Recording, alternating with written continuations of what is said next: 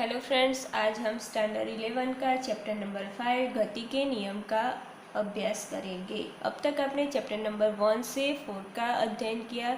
इसके बाद जो चैप्टर नंबर 5 आता है गति के नियम, तो इस चैप्टर का हम अध्ययन हमारी जो एनसीईआरटी बुक है उसमें से करेंगे। तो इसमें जो फर्स्ट वाला टॉपिक है वो है 5.1, जो है हमारे चैप्टर का इंट्रोडक्शन पार्ट। तो देखते हैं कि पिछले अध्याय में हमने दिक् स्थान में कण की गति का मात्रात्मक वर्णन किया।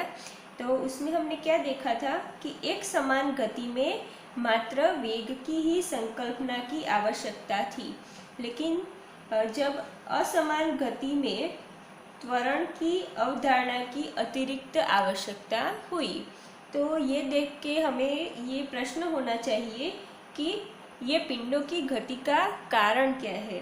तो इस अध्याय में हम अपना ध्यान इस मूल प्रश्न पर केंद्रित करेंगे। ओके, तो आइए सबसे पहले हम हमारे सामान्य अनुभव के आधार पर इस प्रश्न के उत्तर का अनुमान लगाएं। तो जब कोई विरामावस्था में कोई फुटबॉल पड़ी है, तो उसको हम गति में लाने के लिए, गति प्रदान करने के लिए उस पर ठोकर मारनी होती है। दूसरा उदाहरण हम लेते हैं, तो किसी पत्थर को ऊपर से फेंकने के लिए उसे ऊपर से प्रक्षेपित करना पड़ता है। उसके बाद जब मंद पवन पेड़ शाखाओं को झुला देती है, प्रबल वायु का झोंका भी भारी पिंड को झुकाता है।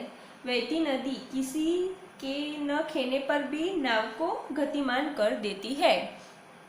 तो ये सारे जो हमारे अनुभव है वो है जो हम किसी पिंड को गतिमान करवाने के लिए कोई ना कोई बाह्य बल लगता है। ओके, तो किसी पिंड को विरामावस्था से गति में लाने के लिए किसी बल की आवश्यकता होती है, अथवा मंद करने के लिए भी बाह्य बल की आवश्यकता होती है। जैसे कि किसी आनल तल्प के नीचे कोई गेंद की उसकी गति की विपरीत दिशा में बल लगाकर ही रोका जा सकता है। ओके, तो इन उदाहरणों में बल का बाह्य साधन पिंड के संपर्क में है, परंतु यह सदैव आवश्यक नहीं है। किसी भवन के शिखर से बिना अधोमुखी धक्का दिए मुक्त किया गया पत्थर पृथ्वी के गुरुत्वीय खिंचाई के कारण त्वरित हो जाता है। कोई छड़ चुंबक लोहे की कीलों को दूर से ही अपनी ओर आकर्षित कर लेता है। तो ये दोनों उदाहरण दर्शाते हैं कि बाह्य साधन इन उदाहरणों में जैसे गुरुत्वीय एवं चुंबकीय बल एक दूरी से भी किसी पिंड पर बल लगा सकते हैं। तो संक्षेप में हम बोल सकते हैं कि किसी रुके हुए पिंड को गति प्रदान करने तथा गतिमान पिंड को रोकने के लिए बल की आवश्यकता होती है। तो ये हमारा हुआ इस चैप्टर का जो इंट्रोडक्शन पार्ट है। तो इसमें हमको पता चला कि किसी पिंड को गतिमान करवाने के लिए और उसे रोकने के लिए हमें बाह्य बल देना होता है। ओके, तो उसके बाद हम एक नई भौतिक राशि का अध्ययन करेंगे। उसका नाम है संवेग। तो संवेग एक नई भौतिक राशि संवेग के बारे में आगे हम अभ्यास करेंगे। उसको इंग्लिश में बोलते हैं मोमेंटम। तो किसी पिंड के संवेग को उसकी संहति m, जो उसका मास है m, तथा वेग v के गुणनफल द्वारा परिभाषित किया जाता है और उसे हम p द्वारा निर्देशित करते हैं। तो p = m × v, वह p को क्या बोलते हैं? संवेग। तो स्पष्ट रूप से संवेग एक सदिश राशि है।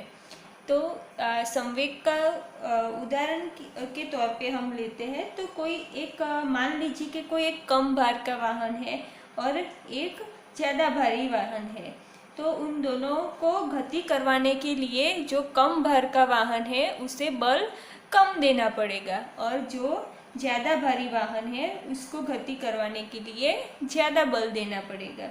इसलिए जो ज़्यादा भारी वाहन है उसका संवेग ज़्यादा होगा, पर कम भारी वाहन है उसका संवेग कम है। तो ऐसे संवेग को हम डिफाइन कर सकते हैं।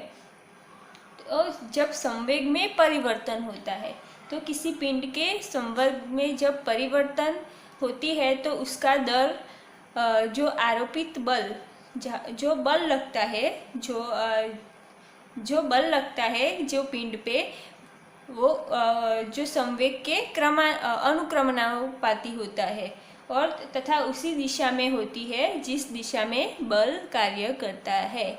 तो किसी पिंड का संवेग का परिवर्तन का दर आरोपित बल के अनुक्रमणानुपाती होती है तथा उसी दिशा में होती है जिस दिशा में बल कार्य करता है।